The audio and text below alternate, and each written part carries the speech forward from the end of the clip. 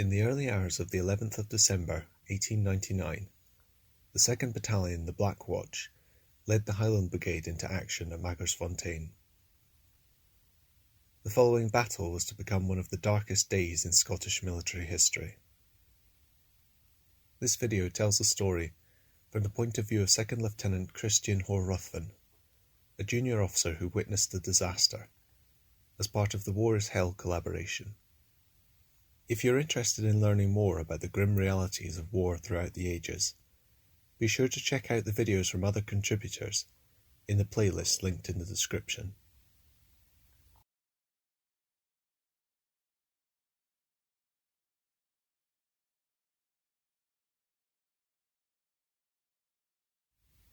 As soon as it was dark, our brigade lay down near HQ Hill and waited till about midnight before commencing the night advance.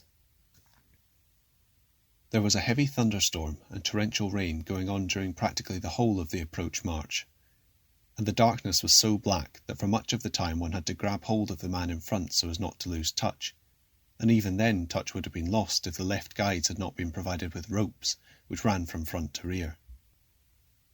It can be imagined also that a mass of over 3,000 men moving in this manner was very easily disorganised by any small obstruction. The pace, of course, had to be a crawl, just moving on and halting and moving on again. The wonder is that the brigade got there at all. The only relief in the darkness was the frequent flashes of lightning, and occasionally the beam of the searchlight at Kimberley, our ultimate goal, some 17 miles away. The formation of the brigade was mass of quarter columns, on a 1-company front and 32 companies deep, for there were 8 companies in those days. Our battalion was the leading battalion. The night was very cold, or perhaps the rain made it seem so, and we were wet to the skin, as we were wearing khaki drill and no overcoats. I was the junior subaltern of the battalion, in G Company, commanded by Major Henry Maxwell. The companies were in the normal order, A in front and H last. My company was therefore the last but one. Exactly what the brigade orders were as regards deployment I rather forget. I think that they were changed during the night march, but I know that my company had to deploy to the right, and I think another battalion was to deploy to the right of the Black Watch. Somewhere about 3:45 a.m, the battalion had just passed through a patch of low scrub, and the formation had become considerably broken. The head of the column had therefore been halted to allow the rear to close up and reform. Our battalion had successfully closed up, and I think the battalion behind us had also got through the bushes. While waiting for this, which took some time, the light began to improve. The rain had stopped, and we could see the outline of Magersfontein Hill, our objective. I thought we seemed uncomfortably near it, but I did not know then, nor do I know now, how near we were supposed to be before deploying. The leading company, or 2 companies, had started to extend, and may have just completed the extension when, suddenly, a tremendous crash of musketry broke out in front of us, and apparently very close.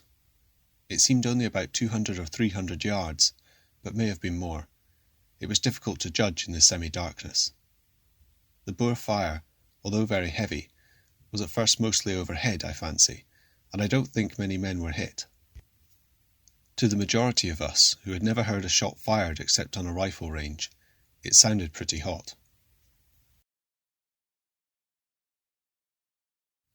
The events of the next few minutes decided the fate of the battle, so I will pause here to consider the situation and to enumerate 1 or 2 points which must be borne in mind when judging them.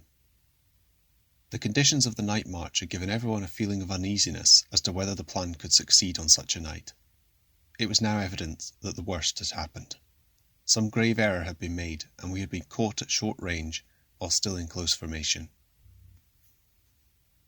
The proof that our misgivings were justified was now shown, and everyone realised that the plan had miscarried. Up to this point, all ranks knew what they had to do, i.e., to get to a certain point and then deploy, and that the subsequent assault depended on this. The problem then arose in one's mind. What do we do now? If we had had instructions that, in the event of fire being opened on us unexpectedly, we were to do something definite, say deploy or lie down and wait for orders, I think every man would have carried it out. But an extreme emergency without any plan leads to chaos. I think we lay down, or possibly we were already lying down. There was some shouting in front, but I have no recollection of hearing any orders. It was evident that something had to be done, and my company was ordered, I think at my suggestion, to deploy to the right in accordance with our instructions of the previous evening, and other companies in front appeared to be doing the same. In the darkness, and perhaps due to the close formation, companies as they deployed ran into one another and became mixed. Some men from in front ran back, thereby breaking the ranks of the companies in the rear, and in a few minutes the whole battalion, or at any rate as much of it as I could see, was in complete confusion. Officers and NCOs made strenuous efforts to preserve formations, but with the noise of the Boer rifle fire and the shouting of men, the confusion can be more easily imagined than described, and the difficulty of restoring order and cohesion can be appreciated. I remember that I got so angry and exasperated that I forgot, for the moment, to be frightened.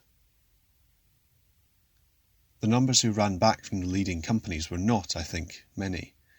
Possibly none of A and B companies who had extended, but once started, the numbers increased like a snowball.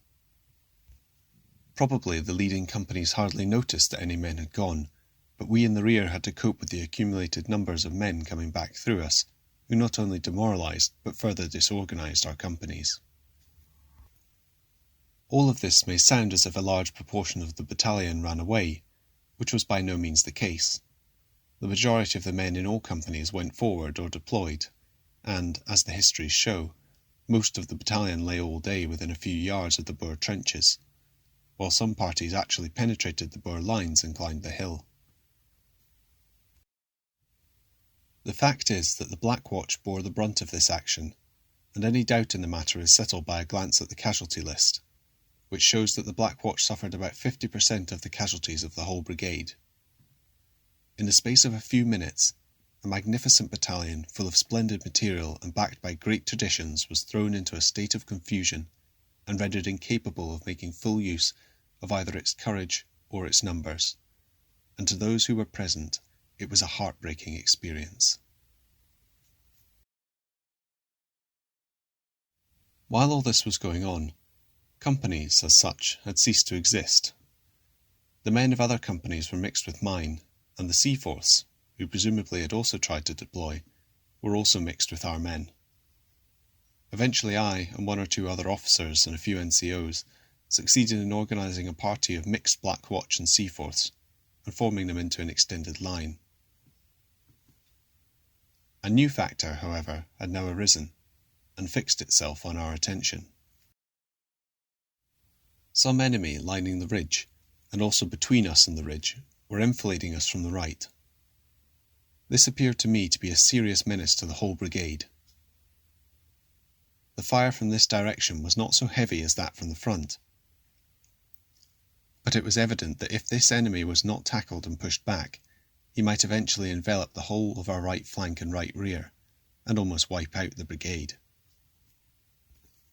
As none of our troops appeared to be facing or deploying in that direction, and as I knew it was the flank to which my company had been ordered to deploy, and as my company, being in the rear, would have been the extreme right of our line, I proceeded to conduct an attack with the party we had collected on the enemy who were enfilading us. I had, of course, no orders, and there seemed to be no one to give any. It therefore appeared to be an occasion when one must act at once on one's own initiative. The men responded well. They always do if they're given some definite task. The direction of our attack led us almost at right angles to the direction of the original attack on the main hill, and this was the cause of the large gap that eventually occurred between my party and the rest of the battalion.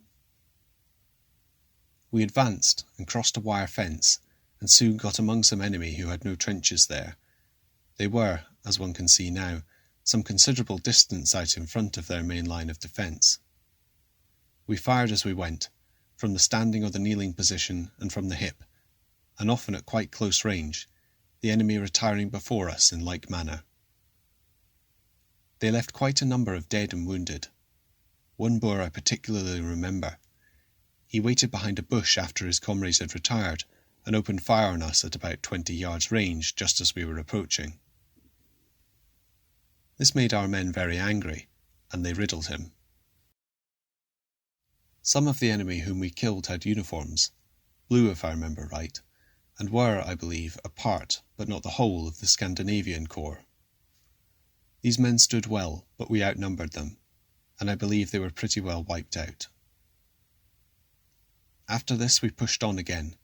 We were now advancing almost due east straight towards the ridge. The Boers were still falling back before us in the open, stopping only to fire behind occasional bushes. When we got to thicker bushes on the low ridge, we came up against much heavier fire from close range, and quite concealed, and our attack stopped. We tried to organise fresh advances with such men as lay handy, but were always immediately stopped by heavy fire. By this time also our force was rapidly diminishing, not particularly from casualties, but just in the way that attacking lines do diminish, especially if composed of a mixed collection of men with no organisation. Eventually we found ourselves glued to the ground behind ant-heaps or bushes, and any man who showed his head was promptly fired upon. I have sometimes wondered if I was right to have carried out this attack as I did, or whether I should not have led the men straight forward towards the main hill. I think I had no doubt at the moment that it was the best thing, as it appeared to me that if the Boer advanced against our right and right rear as they might well have done, the whole brigade might be nearly wiped out. When we had been lying on the ridge some time, the adjutant, Captain McFarlane, appeared from our left rear and asked me what the situation was. I explained as far as I knew. He asked me why we did not push on, and I replied that we had tried and found it too hot. He then proceeded along the line and was killed a minute or two later, one of the greatest losses sustained by the regiment on that day. The bushes along the ridge were only about waist high or less, and though one could sometimes crawl from one to the other, if one stood up one was promptly potted. McFarlane characteristically ignored this and walked upright. Later on, at what time I have no idea, some Coldstream guards came up and joined us from our right rear, and they also could advance no further. They were, I think, the half-company of 2nd Coldstream sent to keep touch with the right of the Highland Brigade, mentioned in the official history. I had been rather anxious up till then, as it appeared that there was no one on my right flank, and if the Boers were in strength along this ridge, there was nothing to prevent them from advancing against our right and rolling up. Also, for some time I had had no other officer with me, and the men always seemed to be getting fewer, so that I was glad of the arrival of the Coldstreamers. Soon after their arrival, one of their officers, Lord Winchester, was killed close to me in just the same way as McFarlane. Nothing particular happened during the rest of the day. So long as we lay quiet, the Boers did not fire, but any movement immediately brought a fusillade. We could not see the Boers, but I think we were pretty close to them. The low bushes, rocks and ant-heaps obscured the view and made their trenches easy to conceal. So we lay on our faces and slept, and got the backs of our knees blistered by the sun. This does not sound very important, but it was.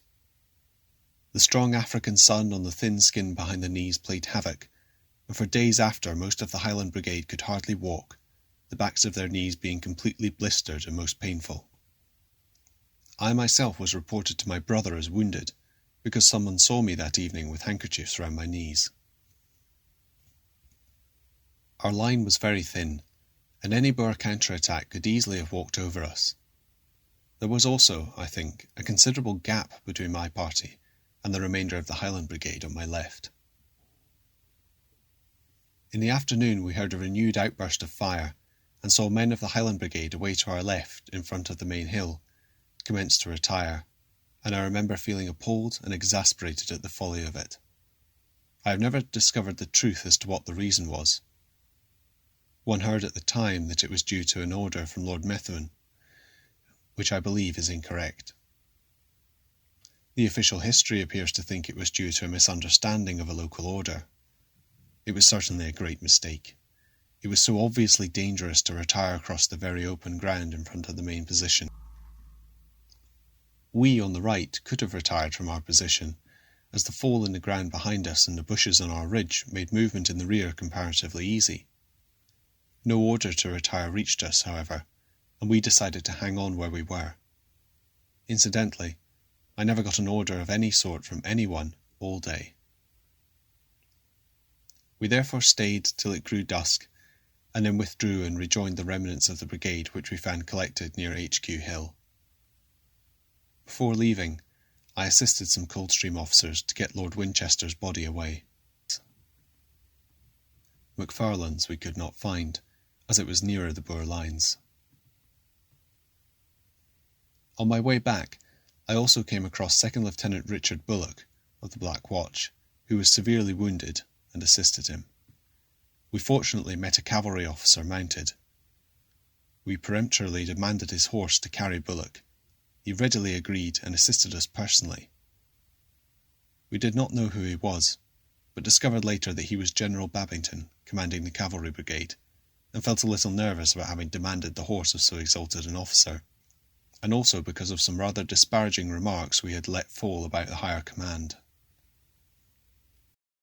That evening, the feeling in the battalion and in the Highland Brigade of chagrin and disappointment at the fiasco of the morning was, as can well be imagined, very acute. One felt that with a little better management, or better luck, the affair might have been a success, and that a magnificent brigade had been shattered and almost destroyed through sheer bad generalship. All ranks felt stunned, angry, and rather bewildered. Lord Methven had made another very grave error. A few days after the fight, he summoned either all the officers of the brigade, or the whole brigade, I forget which, and made them a speech in which he said, more or less in so many words, that the brigade had not done its best, and he hoped we would do better next time. The effect was to make us feel extremely resentful, almost mutinous, and if anything could be calculated to complete the destruction of morale, this was felt to be about it. All units of the Highland Brigade fought well later on in the war. It probably takes more than one reverse to kill the morale of a good battalion.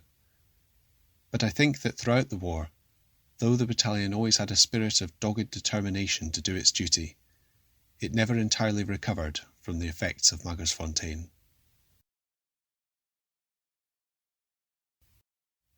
The casualties sustained by the Black Watch at Magersfontein were 19 officers and 344 other ranks killed, wounded and missing, amounting to almost half of the casualties of the entire brigade. Punctuated by two more devastating defeats at Stormberg and Colenso, the week of the 10th to the 17th of December 1899 became known to the British as Black Week. Though the losses would eventually be overshadowed by those of the First World War, the impact on Britain, and Scotland in particular, was immense.